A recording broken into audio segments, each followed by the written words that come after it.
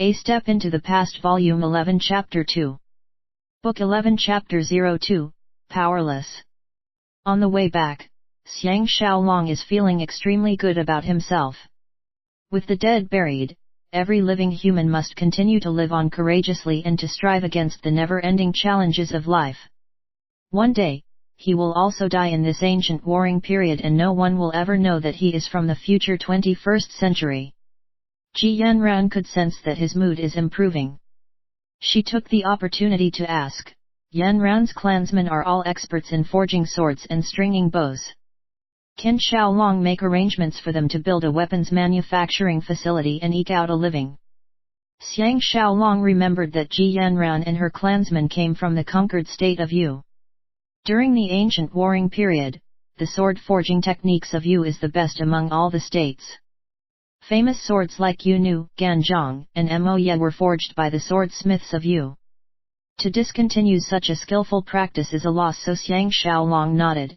Count on me. I will highlight this to father-in-law at once. With such a big farm, mining should not be an issue. Ji Yanran joyously thanked. Xiaolong is also a gifted artisan. If you require any special tools, feel free to get them to produce it for you. Do you wish to speak to Uncle Qing? Throughout the generations, his family has been our country's most outstanding artisan. Xiang Xiaolong was excited as he recollected the training he had in the 21st century. He had attended some basic training about the construction of weapons and gunpowder. Although he has forgotten about the majority of them, he still has a vague idea. It would be impossible to produce a gun, but as long as he can produce a rough idea such as creating a new alloy of various metals, it is still possible to come up with a sword that is even sharper than Ganzhong or Moye. Pleased, he invited, please tell Uncle Qing to see me tonight and we can have a good chat. Ji Yanran smiled like a blossoming flower. Xiaolong, you are so good to me. I love you. Xiang Xiaolong unshackled himself from the depressed and dispirited man he used to be and walked towards the hidden dragon abode. At dinner time, the main hall was filled with laughter for the first time since their return. Teng Yi, Wu Zhou, Wu Guo, and Tao Fang were all present. Xiang Xiaolong told Tao Fang about Ji Yanran's suggestion and got him to be in charge of the entire affair. When he inquired about Jing Jun, Teng Yi smiled. This kid loves to hang around Premier Lu's men. Premier Lu's residence has now become the playground for all the interesting characters all over the world. Every day, there will be some famous person who will be invited to stay with him. Now, he has over 4,000 guests and it looks like this will go on for some time. Xiang Xiaolong sighed to himself. Lu Bui's continued invitation of outsiders will incur the jealousy of Qin's population. Without King Zhuangxiang's support, he will not even last one day. The Tian sisters came in to fill his wine cup. Xiang Xiaolong roped his hand around Tianzhen's slender waist and asked, "Are you used to life here?" Tianzhen shyly nodded. This place is quiet and beautiful. All the mistresses have been very nice to me. Very good. Zhenzhen is very happy. Chun Ying, who is attending to Tao Fang, laughed. Zhenzhen has just learned how to ride a horse and is enjoying herself very much. Xiang Xiaolong was again reminded of Ting Fangshi. Luckily, Tao Fang coincidentally interrupted his train of thought. Master has instructed that when Xiaolong is feeling better to return to Xianyang City. King Zhuangxiang and Premier Lu are eager to see you. Xiang Xiaolong agreed reluctantly. When dinner ended, everyone left as well. Xiang Xiaolong returned to the inner chamber and found Ji Yanran chatting with Zhao Qian. After introducing each other further, he intentionally left them to chat on their own. 2 hours later, when Ji Yanran came to find him, she witnessed her Uncle Qing listening with complete bewilderment. How can we add this chromium into the sword forging metal? He asked. Xiang Xiaolong was frowning heavily. You must use another metal to combine the both of them. It can be done. Let me do the trial forging. Surprised, Ji Yanran commented, Xiaolong is unpredictable. I have never seen Uncle Qing so taken aback. Xiang Xiaolong thought that it is fortunate that he is an amateur at this craft, or he would have caused Uncle Qing to faint with shock. Over the next 5 days, Xiang Xiaolong abandoned all his work and spent his days having fun and touring with his wives and maids. Together, they had the most wonderful and fulfilling time. When he was about to leave the farm, he was still melancholic, but his energy is vastly different from before. On the second night in Xianyang City, Lu Bue hosted a banquet for them. Wu Yingyuan, Teng Yi, Jing Jun, and Ji Yanran were all present. The CO hosts are Meng Ao and his 2 sons, Master Tu, Xiao Yuedan, and guest Zhou Yan. Beauties are welcomed everywhere they go, not to mention this is the talented and crowd-pleasing first-class beauty. The moment she stepped into the hall, she captured the attention of everyone present and was given the best seat. Meng Ao's 2 sons Meng Wu and Meng Tian are slightly younger than Jing Jun, but both of them possess a sturdily built body with nicely formed muscles. For their age, they were awe-inspiring. A few rounds of drinks later, Meng Ao got his 2 sons to fight with real swords to add to the celebratory mood. Energetically leaping around with their swords brandishing, they exchanged strong blows as heard from the heavy clashing of their weapons.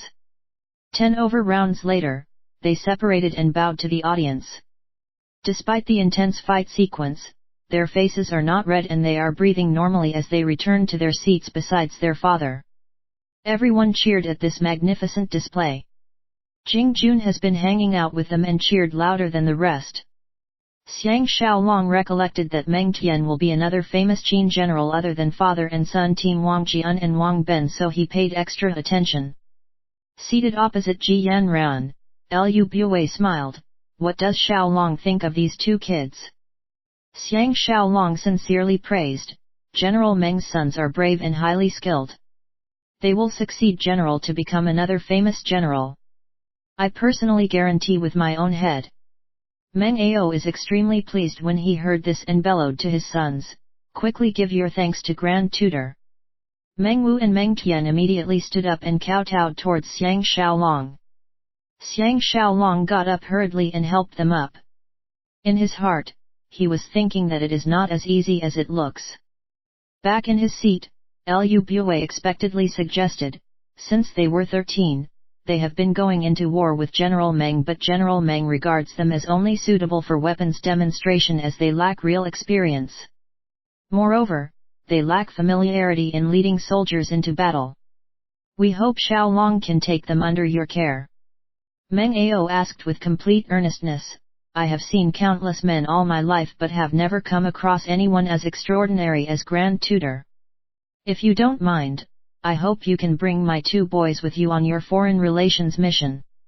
Xiang Xiaolong knew that he could never decline and laughed, General Meng has been a true friend and I will gladly accept.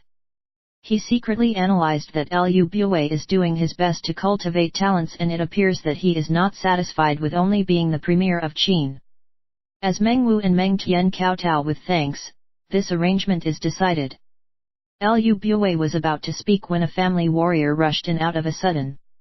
He came to Lu Bue's side and whispered a few words, attracting everyone's attention. Lu Bue was greatly agitated and cried, Zhao's king Xiaocheng is dead. The entire hall quietened down.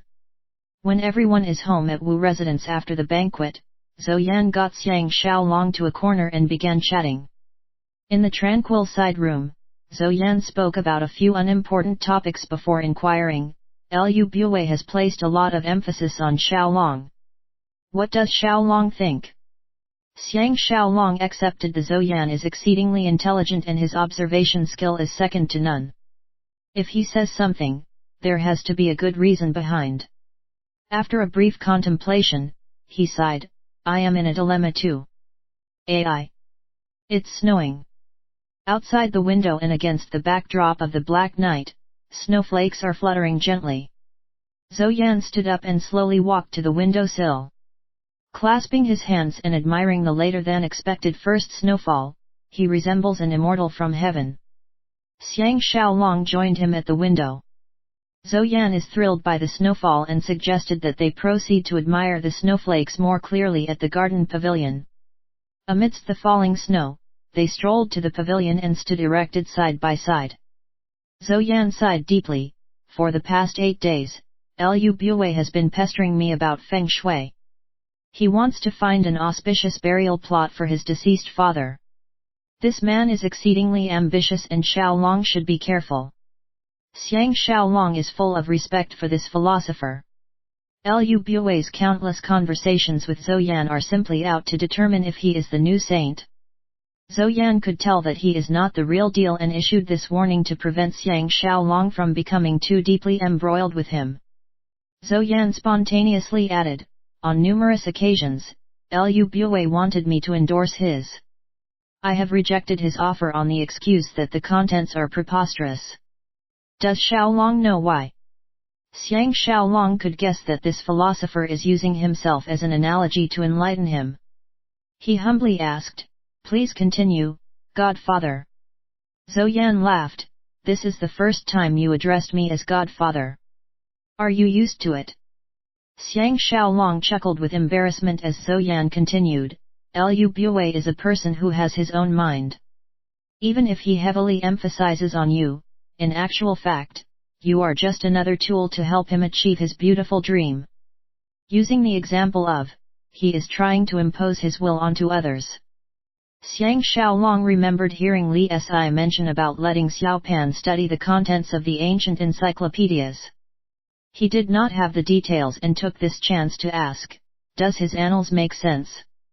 Zhou Yan despising ranted, what AA ruled by benevolence as the mainstay and AA rewards and punishment as a support. They are all impractical stuff by Confucius. It is taking a step back, not a step forward. We can only excel if we keep moving forward. Since Shang Yang's reforms, Qin has been governed by military law. Lu Bue's theories are the exact opposite. There will be trouble in the future and Xiaolong has to take note. Xiang Xiaolong lowered his voice, Godfather has great foresight. If my estimates are not incorrect, Lu Bue will get into trouble sooner or later and die a horrible death. Zhou Yan was shaken and glanced at him, realizing, so Xiaolong has seen it coming. I have been worried over nothing. Xiang Xiaolong secretly sighed. It is because he knew of such a future that he cannot really relax and enjoy his current wealth and lifestyle. Maybe it is better to be ignorant about the future. It is starting to snow heavily. The next morning, Xiang Xiaolong was summoned to Lu Bue's residence. Receiving him in his study, Lu Bue exclaimed, later, Xiaolong must enter the palace with me to visit His Majesty.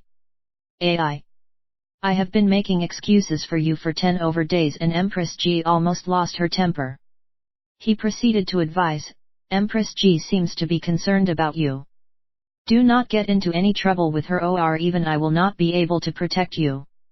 Xiang Xiaolong bitterly smiled, rest assured Premier. Lu Bue nodded, I trust that you can resist her as well. I am concerned about you and just wanted to share this advice. Lu Bue thought for a few seconds and revealed, I have decided to lead the expedition to Eastern Zhou personally with Meng Ao as my assistant general. By the time Xiaolong arrived in Han, Eastern Zhou should be eliminated and the Zhou legacy will end. From this moment, it will be a battle of the world's best heroes. A short pause later, he added, with Xiao Keng's death, Empress Jing and Guo Kai will be in power. Their political scene will be in chaos. I need to adjust my strategies to take advantage of this opportunity. The day I get rid of Lord Yangchuan will be the day we expand our Qin operations. Before this happens, Xiaolong must assist me in managing the 6 states. If they join forces against us because of our attack on Zhou, we will be at a disadvantage. Xiang Xiaolong sighed helplessly. Whoever is anti-Lu Bue is also anti-Xiang Xiaolong. Presently, the fate of Wu family and himself are intertwined with Lu Bue's. If Lu Bue meets with a calamity, they will be affected as well. If Lord Yangchuan manages to change the succession order, Zhu Ji and Xiao Pan may lose their lives. Xiang Xiaolong can only nod his head in agreement. Digging deeper, everyone is only working for their personal benefits. If you talk about moral ethics, you will suffer at the hands of the rest of the unscrupulous people. Liu Bue's eyes were shining sharply while he detailed, on this trip, you will have a mask to hide your real identity as well. We must have different men accompanying you. Otherwise, when one man gets recognized, they will link you to Dong Horse Fanatic and everything will be even more complicated. Luckily, we have no shortage of manpower. From my own family warriors, I will select a band of loyal and expert swordsmen to be your personal escorts. We will add another 1,000 elite cavalry, soldiers on horseback, to accompany you. This arrangement should be able to protect you from any potential dangers during the trip. Xiao Yuan will be joining you as your personal assistant. Xiang Xiaolong is alarmed. From another point of view, these family warriors of Liu Bue can be spying on him as well. Inspired, he checked, can Premier Liu add Li Si to my team? Puzzled, Liu Bue stared at him and hesitated for a while before consenting. Since Xiaolong has such a request, I will see to it. Come. Let's enter the palace and see the king. On the surface, things appear to be fine, but from his hesitation, Liu Bue is actually unhappy. It is hard to decide if he is unhappy over Xiang Xiaolong's independent mindset or that he does not think very highly of Li Si. Beyond the carriage window, Xianyang has transformed into a pure white wonderland as it snowed non-stop. The first snow is always the most delightful. In addition, the weather is not freezing cold. Some kids are running along the streets playing snow games. When the horse carriage turned into the main road leading to the palace, Xiang Xiaolong could see some young girls making snowballs. He noticed that women are not confined to their homes, a practice which began after the Han Dynasty. During the Warring States period, the state of Qin is the most open-minded as they are descendants of barbarians. Liu Bue did not say a word during the journey as both men are deep in their thoughts. Out of the blue, Xiang Xiaolong grasped the deep meaning behind Liu Bue's conquest. Snow and heavy wind is disadvantageous for an attacking army, but in this case, it brings two benefits instead. Firstly, this move is unanticipated by common people. Under the cover of the snow, the invaders can make their way to the city wall undetected.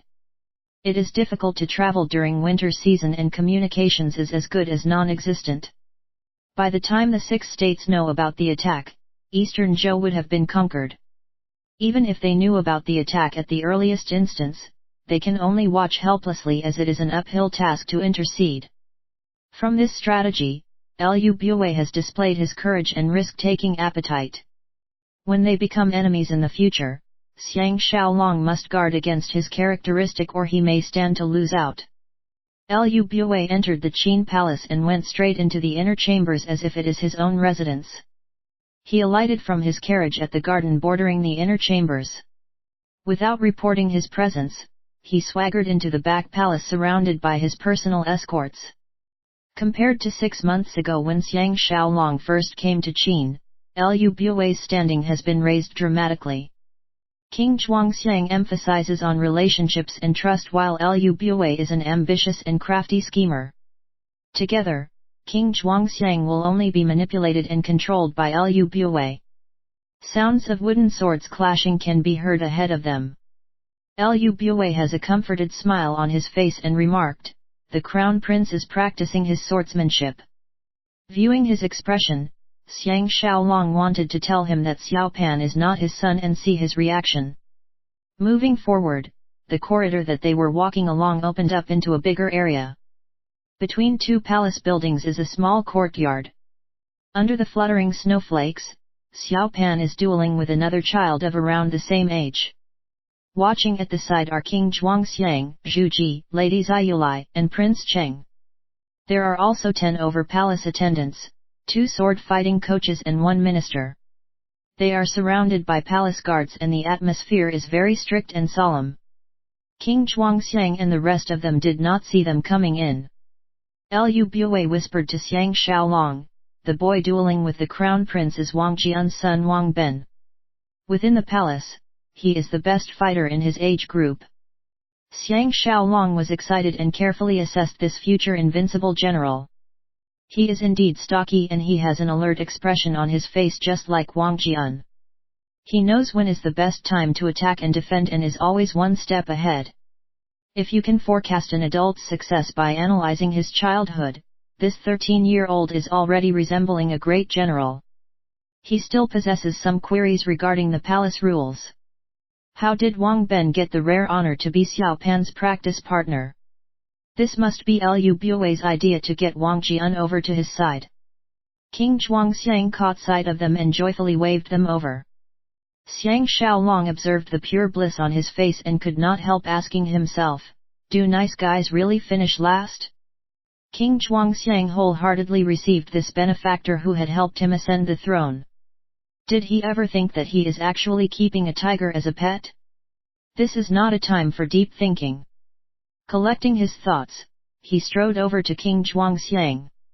Pack. Xiao Pan's wooden sword has been swept aside by little Wang Ben, leaving him exposed. Little Wang Ben frantically kept his sword and retreated. Kneeling on the floor, he pleaded, Prince Zheng, please forgive little Ben for being rash. Xiao Pan saw Xiang Xiaolong and is not interested in the duel anymore.